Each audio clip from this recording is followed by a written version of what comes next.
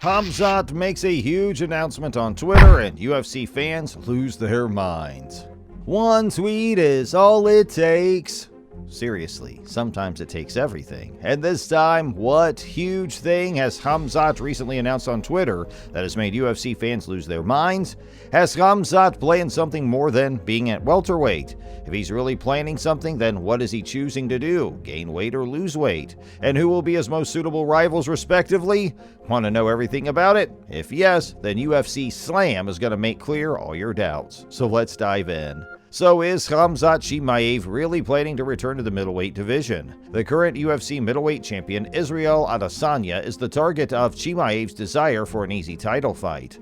The Chechen superstar struggled to make weight in the days leading up to his fight with Nate Diaz earlier this month, but he was able to submit replacement opponent Kevin Holland through a tight grip in the end. Chimaev has experienced a remarkable ascent at 170 pounds, which has led to him being ranked third in the division and putting him in a strong position to compete for the title held by Leon Edwards. Chimaev told a former UFC champion named Henry Cejudo on his YouTube channel that he was ready for him when asked about moving up in weight to fight Adesanya. How he battles and how he battles a guy in particular. To put it another way, whenever he watches a fight, he feels more at ease because of it. He is thrown to the ground and then he turns his back to the opponent, who's not a wrestler and is not a ground guy.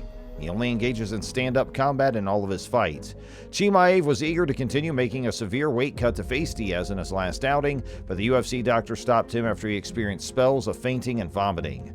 Chimaev's goal was to compete against Diaz. The champion has stated in the past that he would be willing to take the fight, but he wants Chimaev to earn his shot at the championship by competing at a higher level first. In an interview with True Geordie, he stated he won't have to take him seriously until he has to take him seriously, and that's a guy that definitely I'd like to fight if he does what he says he wants to do. That quote from Adesanya. Because, well, can you guess? He'll attract a great deal of attention. That's how everything gets started, and those individuals are the ones who are crazy enough to make it occur. If the 28-year-old fighter is willing to put on weight and break new ground at middleweight, then the question naturally arises, who might he fight if he moves up to 185 pounds? Let's take a look at some of the possible rivals he might face. The first one is Paulo Costa. A bout with Paulo Costa is a perfectly reasonable option to consider. The two fighters were so close to exchanging blows at the UFC Apex in the days leading up to UFC 279, and ever since then, the Brazilian has not stopped trying to make the fight happen. The second one's Kelvin Gastelum. Chimaev's already competed at middleweight twice inside the octagon, so Kelvin Gastelum would be an ideal opponent for the transition back into the weight class if the UFC wanted to take a more measured approach to the bout.